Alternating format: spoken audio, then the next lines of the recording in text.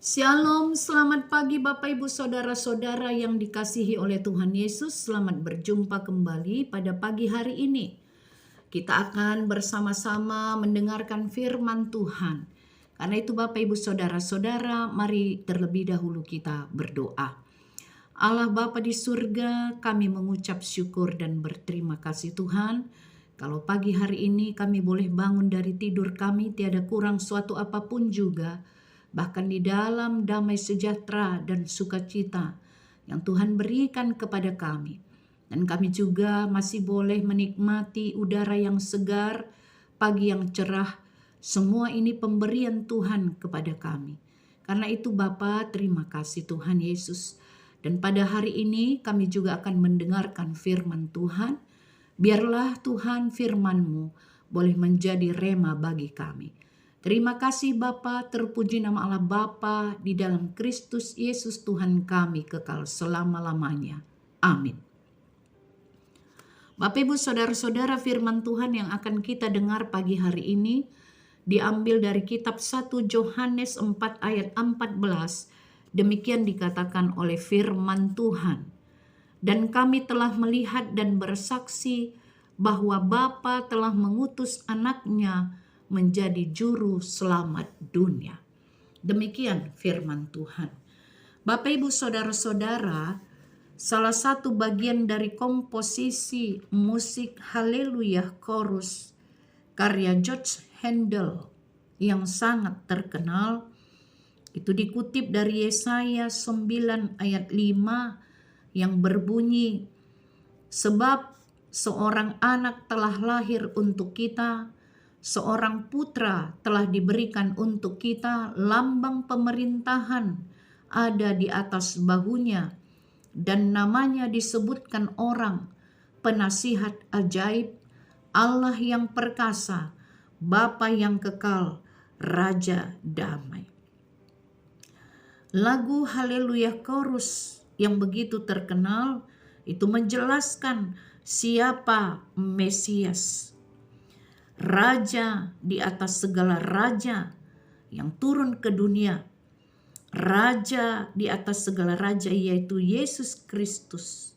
Dialah yang berdaulat di alam semesta ini. Bapak Ibu Saudara-saudara, kerajaannya memerintah di atas kerajaan dunia. Karena itu biarlah Yesus memerintah di dalam hidup kita selamanya sampai pada kekekalan. Karena Yesuslah yang telah diutus turun ke dunia ini untuk menjadi juru selamat dunia. Kenapa Tuhan Yesus perlu diutus?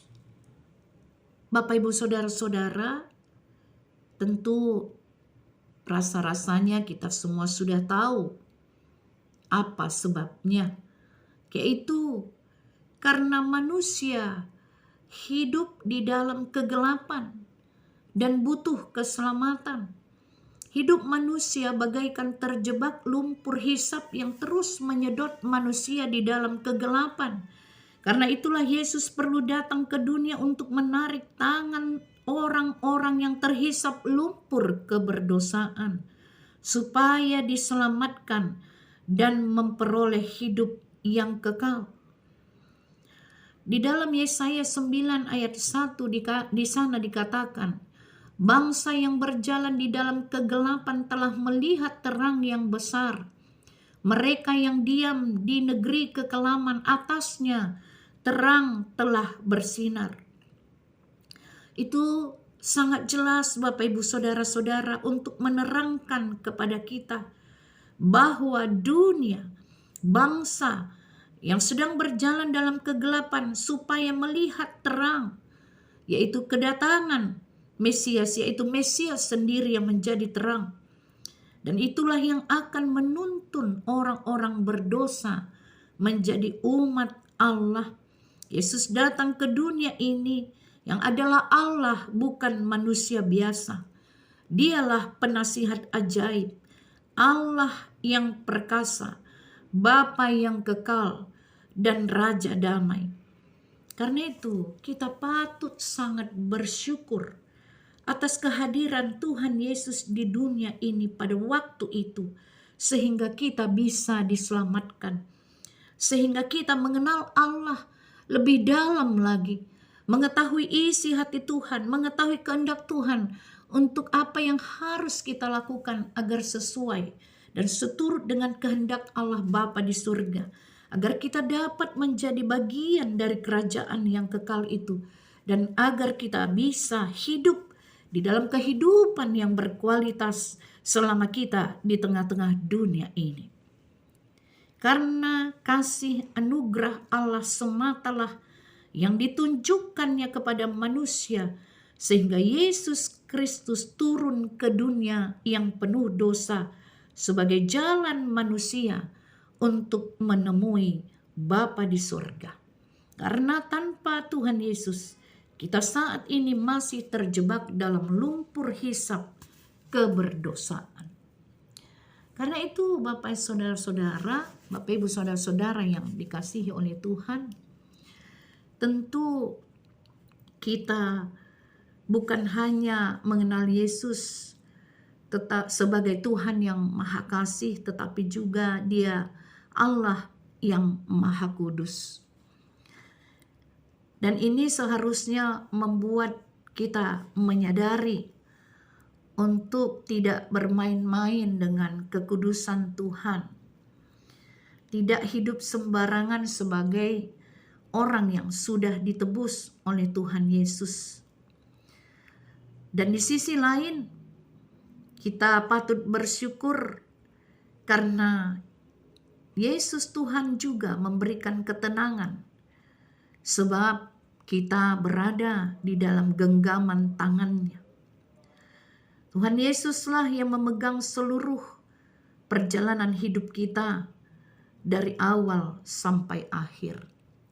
Karena itu Bapak Ibu saudara-saudara, mari percaya 100% kepada Tuhan Yesus Kristus. Karena Dialah yang telah diutus Bapa menjadi juru selamat dunia. Dan itulah yang telah dipersaksikan oleh murid-murid Yesus Kristus. Bahkan Yohanes adalah murid yang sehari-hari sering bersama dengan Tuhan Yesus. Meskipun demikian, tidak pernah dicatat di dalam Alkitab ketika Yesus masih hidup, Yohanes sampai tersungkur di hadapan Yesus. Namun di dalam Wahyu 1 ayat 13-16 saat Yohanes melihat penampakan seorang serupa anak manusia di ayat 13 dengan wibawa, kemegahan, kekudusan yang sulit dilukiskan, yang membuat Yohanes seorang rasul besar sampai tersungkur di hadapannya. Bahkan dituliskan pada ayat 17, Yohanes tersungkur sampai sama seperti orang mati. Ini menyatakan bahwa ada satu perbedaan kualitas yang jauh sekali antara Yohanes dengan Yesus yang membuat ia tidak bisa bergerak dan tersungkur. Peristiwa ini mirip dengan Yesaya saat mendapatkan panggilan Allah di mana ia tidak sanggup berhadapan dengan Tuhan karena Tuhan Allah begitu kudusnya. Yesaya 6, 1-7. Karena itu Bapak Ibu saudara-saudara, Tuhan Yesus, Dialah Tuhan, Mesias yang turun ke dunia. Dialah Raja untuk selama-lamanya. Dan Dialah yang menjadi juru selamat dunia. Wahyu 1 ayat 17c. Jangan takut, aku adalah yang awal dan yang akhir dan yang hidup. Aku telah mati, namun lihatlah, aku hidup sampai selama-lamanya, dan aku memegang kunci maut dan kerajaan maut. Karena itu Bapak Ibu saudara-saudara yang dikasihi oleh Tuhan, tidak ada lagi keraguan-raguan kita kepada Tuhan Yesus Kristus, Mesias, Raja, segala Raja. Dialah yang harus kita ikuti. Dialah yang harus kita biarkan menggembalakan hidup kita. Tuhan Yesuslah yang berdaulat di dalam kehidupan kita Bapak Ibu saudara-saudara. Karena itu, mari menyerahkan seluruh kehidupan kita ke dalam tangan Tuhan Yesus, agar hidup kita benar-benar menjadi hidup yang di dalam damai sejahtera, di dalam sukacita, agar hidup kita benar-benar hidup yang memuliakan Tuhan, hidup yang bersyukur, hidup yang penuh dengan kesaksian terhadap kebaikan-kebaikan Tuhan, di mana kita mempersaksikan seluruh perbuatan Tuhan di dalam hidup kita. Karena itu, selamat mengikut Yesus, Bapak Ibu Saudara-saudara, selamat mempersaksikan berita Injil, selamat untuk selalu merindukan untuk berbuat kebaikan sebagai perpanjangan tangan Tuhan Yesus di dalam kehidupan ini. Selamat untuk senantiasa menjadi pengikut Yesus yang setia, yang sejati, yang selalu ingin untuk mempersaksikan kebaikannya di dalam kehidupan kita. Amin. Kita berdoa. Bapa di surga, terima kasih untuk firman Tuhan pagi hari ini yang mengatakan kepada kami bahwa Mesias yang turun ke dunia ini, Yesus Kristus, adalah juru selamat dunia, karena dialah Tuhan kami, Bapa yang kekal. Karena itu terima kasih Bapa, biarlah kami dapat menjadi pengikut-pengikut Kristus Yesus yang setia, yang mempermuliakan nama Tuhan di tengah-tengah kehidupan kami. Terpuji nama Allah Bapa di dalam Kristus Yesus Tuhan kami. Amin.